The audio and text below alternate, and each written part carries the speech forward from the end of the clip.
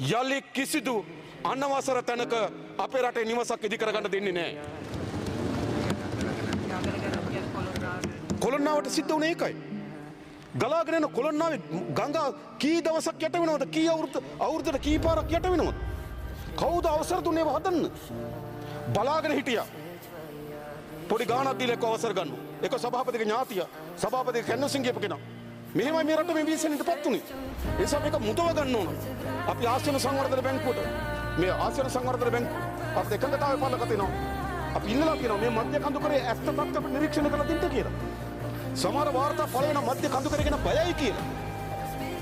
ඒ නිසා අපි ඒ වාර්තාන අඩි 5000කට වඩා වැඩියෙන් ජීවත් වෙන ප්‍රදේශ සියල්ලෙන් වනවගාව ඇති කරන්න ඕන.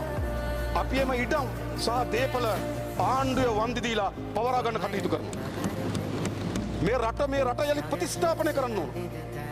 මහා සාරවත් වටිනාකම් සහිත මධ්‍ය කඳවුරය අපි ඇස් ඉදිරිපිට නායමින් තිබෙනවා. ඇස් ඉදිරිපිට මිනිස් ජීවිත පිළිගනිමින් තිබෙනවා. ඇස් ඉදිරිපිට මහා ඛේදවාචිකව මුහුණ දෙමින් තිබෙනවා.